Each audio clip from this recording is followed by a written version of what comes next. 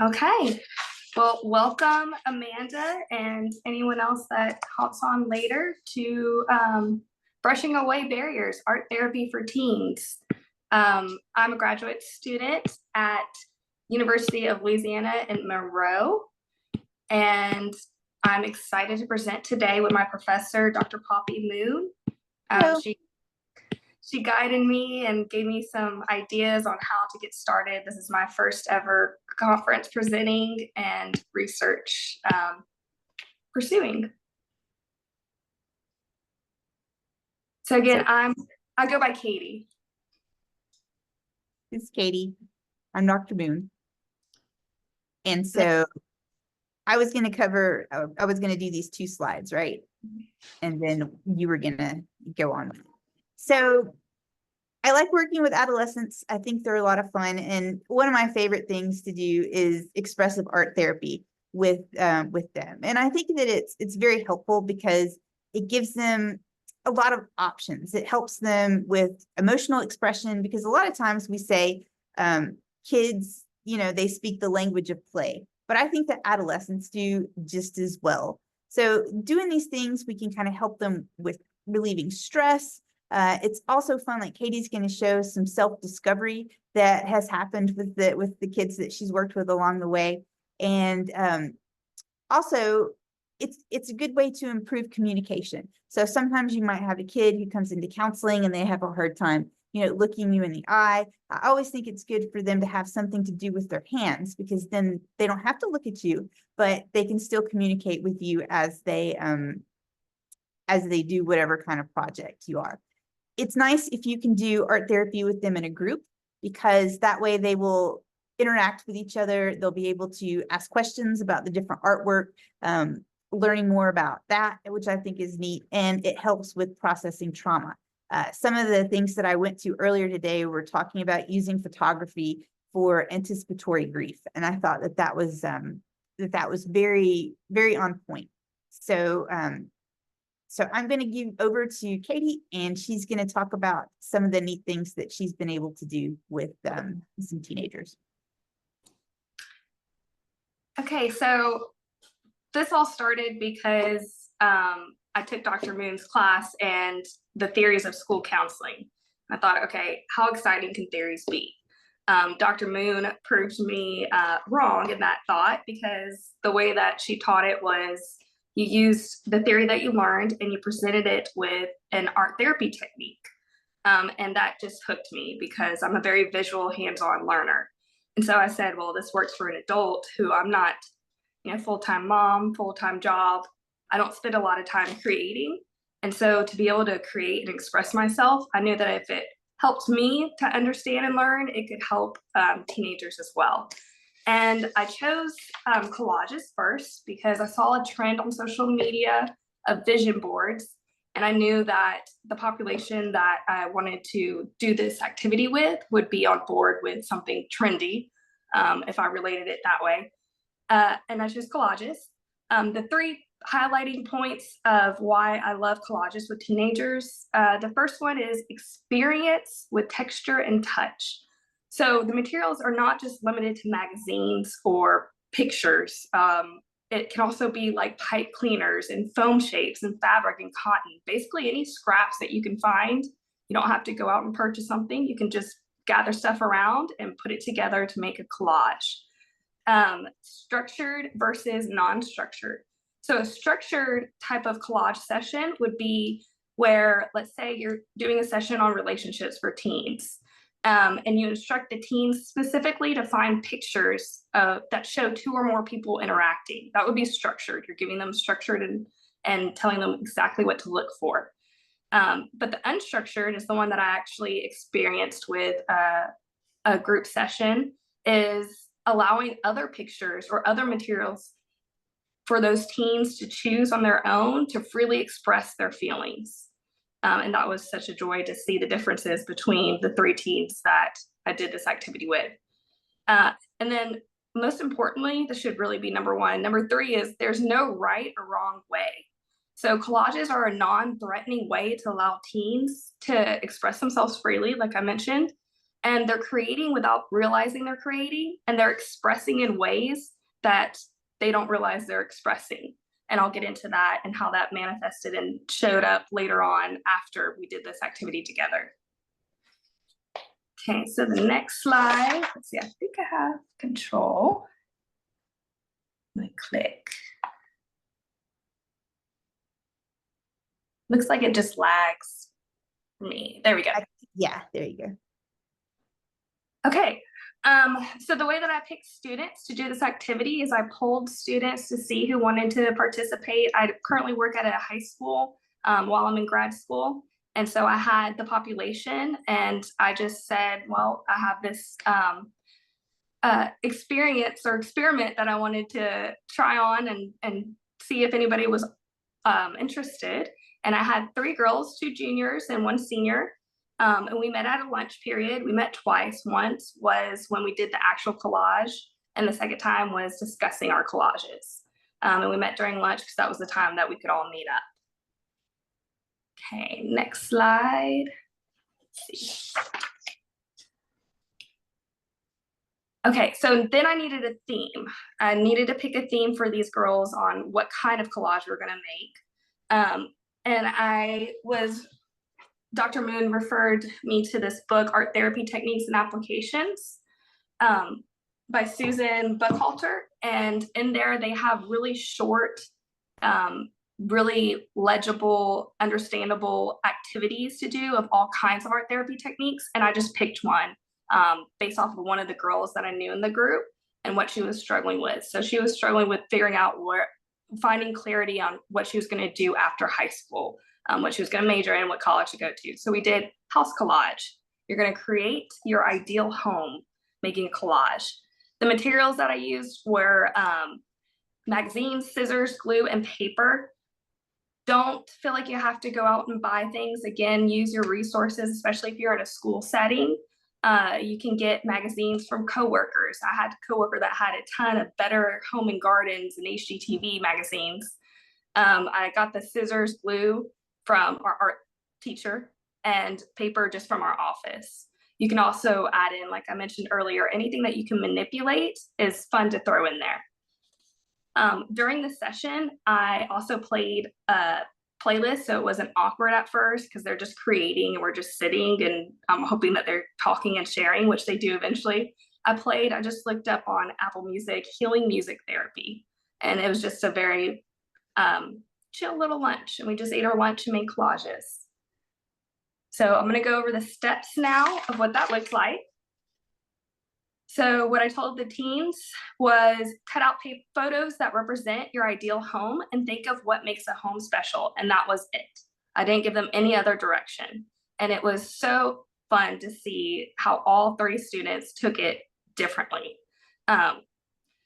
Make sure that whenever you do this kind of thing, collage or any kind of art therapy technique, that you stress that there's no wrong way to do this.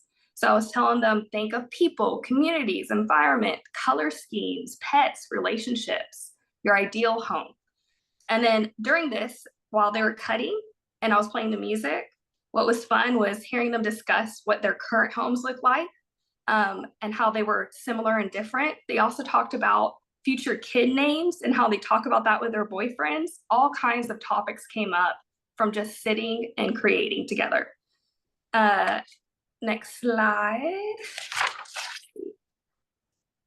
Okay, and then I had them glue them on the paper any way you choose was my next instructions.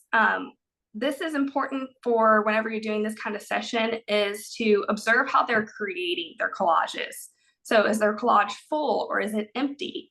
Are they organized or disorganized? And that can kind of tell you more about them and how to talk to them about other topics than just a house and your ideal home.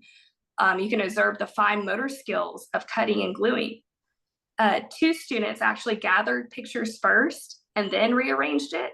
And then 1 student arranged while cutting. It was very precise in her cutting, so I could tell she was very detail oriented.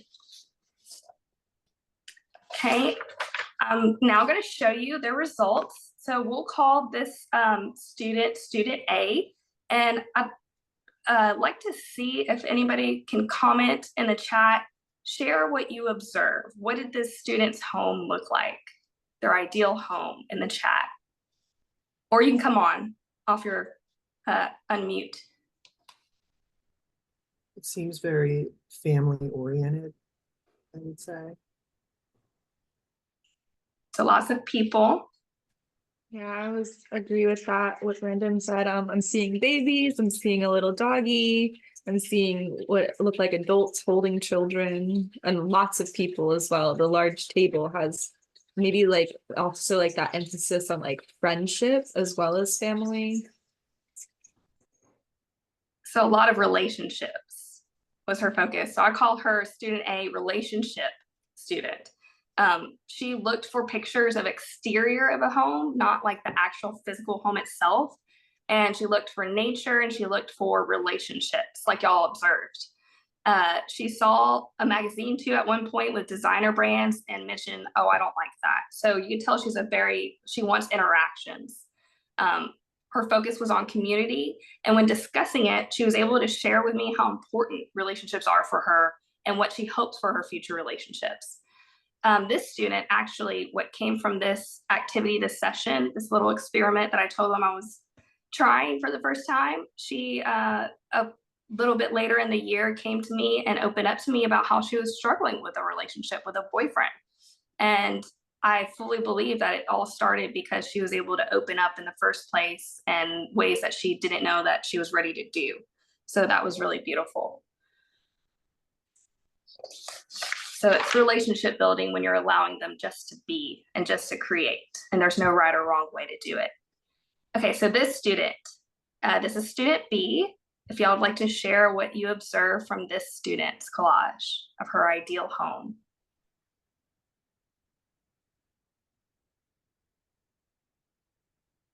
Looks like she wants to travel. So traveling. There's also, if you notice, there's not, oh, somebody said something in chat, nature and travel, yes. So this one I actually call her student B, nature and healthy student. She very much stressed her love for Nature Valley crunchy bars and how her parents and herself could probably represent the company very well and pay all their bills because they always have them in stock. She said that food and sport was very important to her, and she looked for location and environment and activity pictures, and that she loves having fresh flowers in her room. It makes her happy. It makes her feel good. And then when sharing at the next session, when we talked about it and I asked her questions about her collage, she came to realize that her current home life is actually what she recreated for this activity. Her family travels a lot. They eat really healthy, and that's what she hopes for her ideal home. So she found a sense of security and happiness in doing this activity together. Okay, this one, student C. This was my senior who was struggling with making decisions about what to do after high school and where she wanted to go and what she wanted to do. So if y'all want to share about this, a word in the chat or unmute, what do you observe?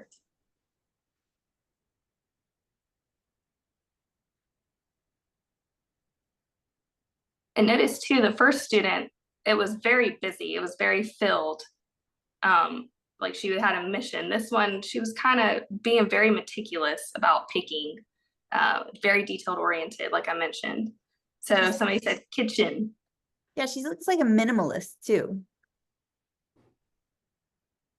Absolutely.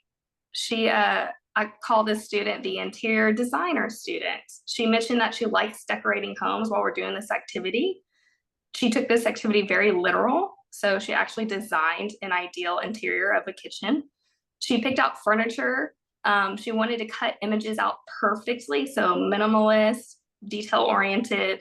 And then she eventually, when the time was about to run up, she had a vision eventually. And so she hurried up and was tearing off pictures instead of cutting them perfectly.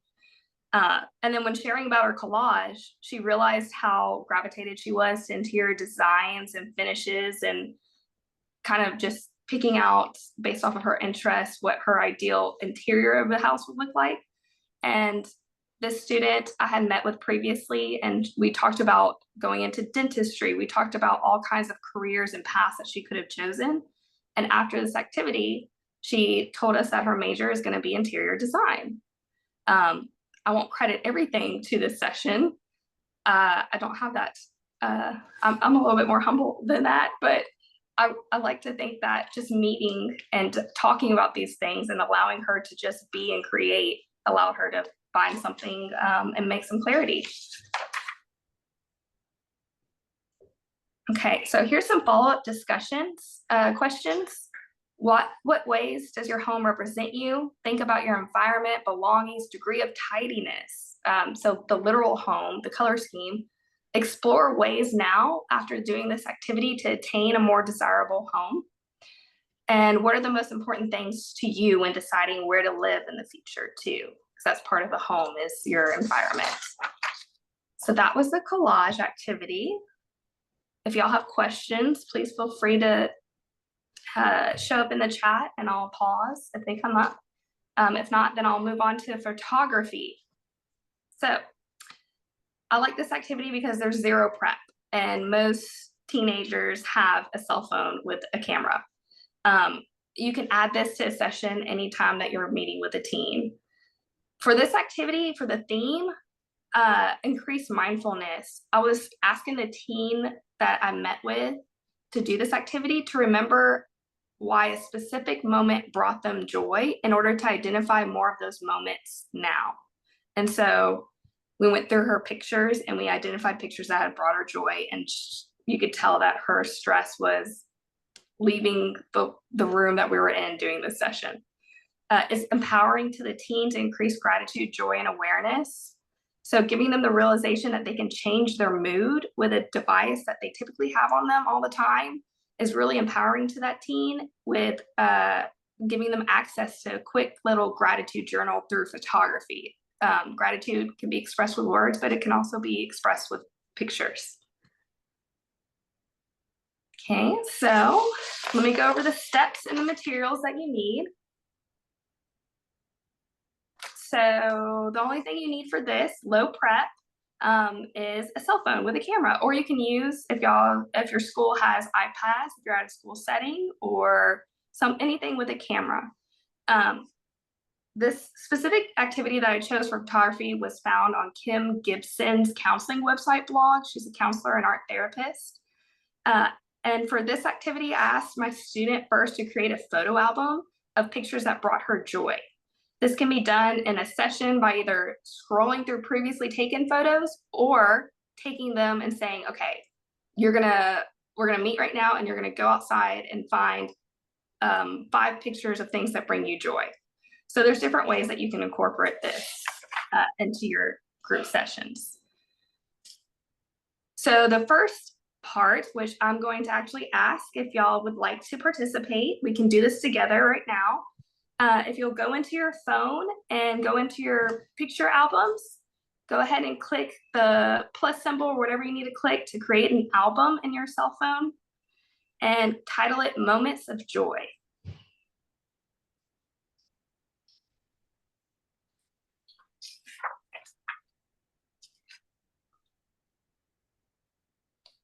Okay.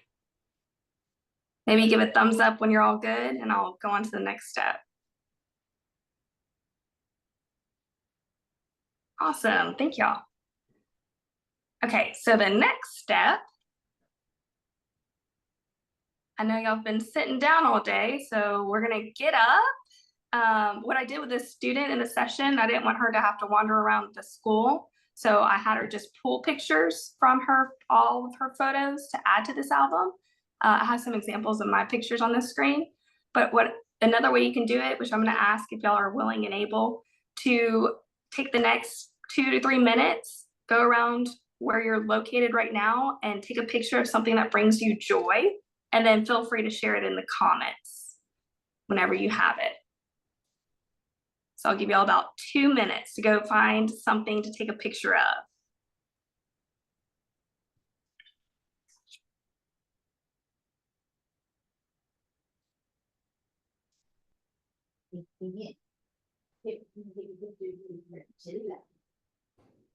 Got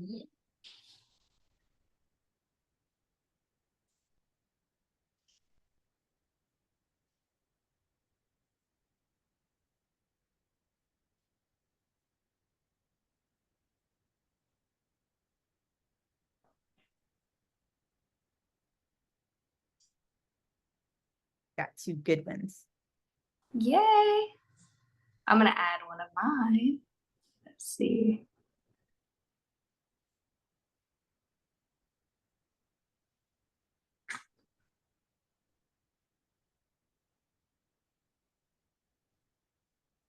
Hey, there you are with your dog.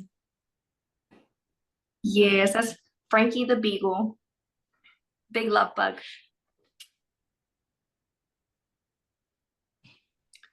So Amanda said, my kitty, Winnie Roo. That is a precious name. Do you have a picture you'd like to share? If not, that's fine. Well, I'm not sure how to share it on here. Or come off the camera and share whatever you feel comfortable doing. Okay.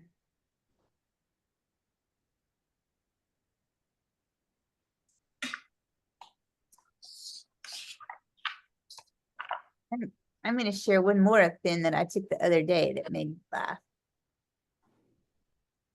So Finn is the dog, and then what's your cat's name again? Jinxie Jangles. Jinxie. The creativity in these cat names. Winnie Roo, Jinxie Jangles. That is precious. His name was actually Jinx, but I put a bell on him and just when I was like, oh, look, it's Jinxie Jangles. And then he's Jinxie Jangles. So there he is, y'all. He's the black kitty that's hanging out. I don't know if you can see her or not. Aw. Oh my goodness. She's very fluffy. The peace. What's her name? Winnie Roo? Yeah, Winnie Roo, but it's Winifred when she's being nice. She's being fancy. That's a pretty Winnie Roo. I love that. Thank y'all so much for sharing. Let's see. I want to make sure I don't leave anybody out. Okay, so I'm going to go through the discussion questions then to follow up with that activity and see if this changed your mood. So what kind of things did you include in this album? What specifically about these pictures brought you feelings of joy? What I'd like to know is in the moment that you're doing it, Amanda, if you don't mind sharing, did you notice a shift in your mood or thoughts when going through your pictures?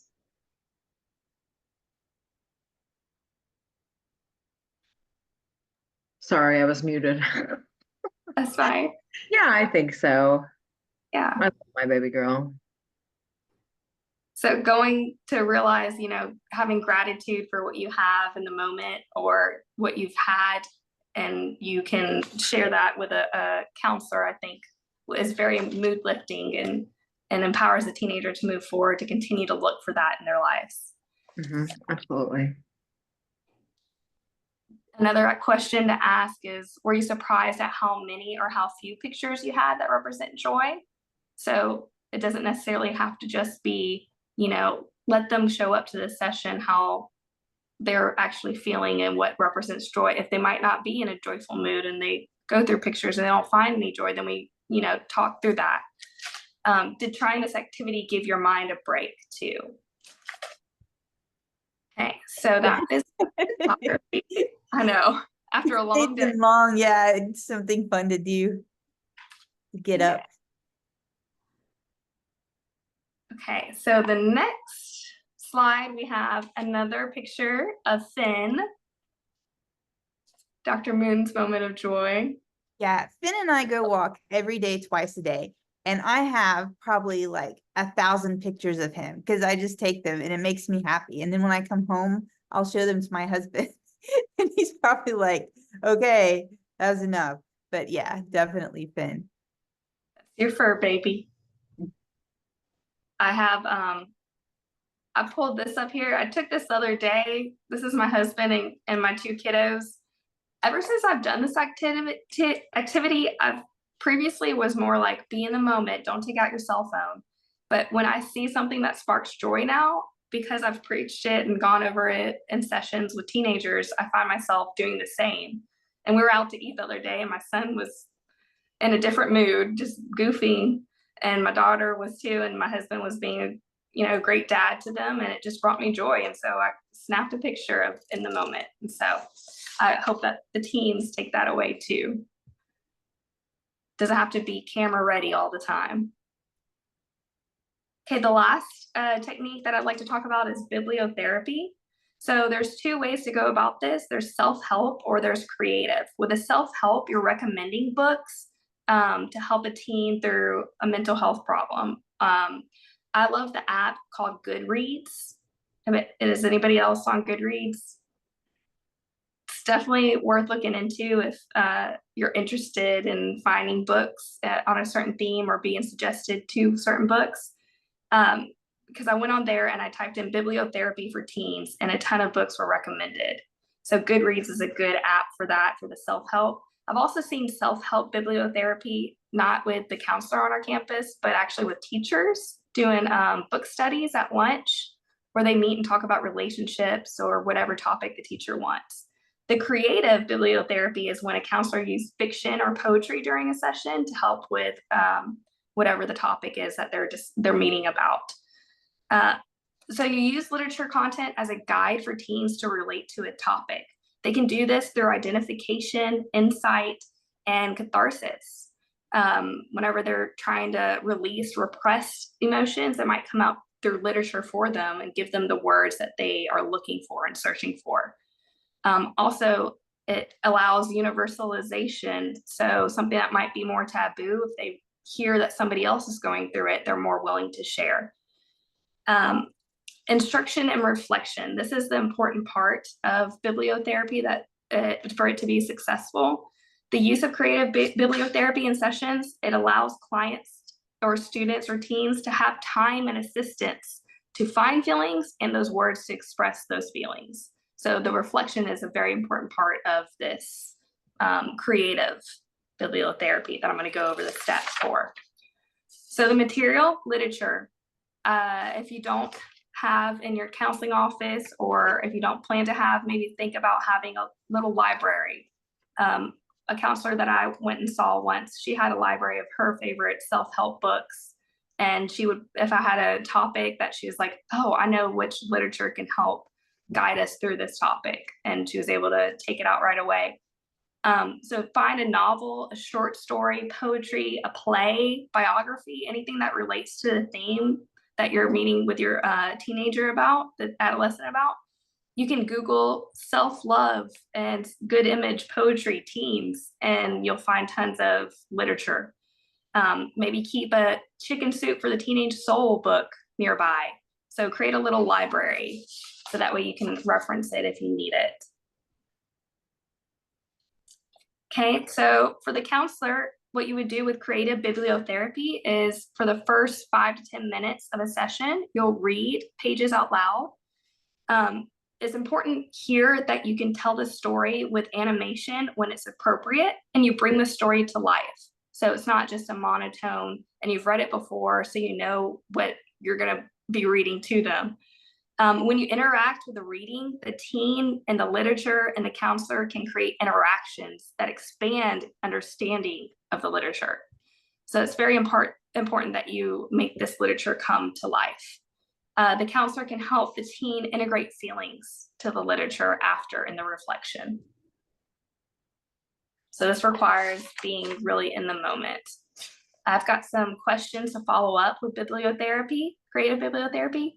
You can ask, what character did you identify with the most and why? Which situation in the book do you identify with and why? And what emotions did you feel while reading the book?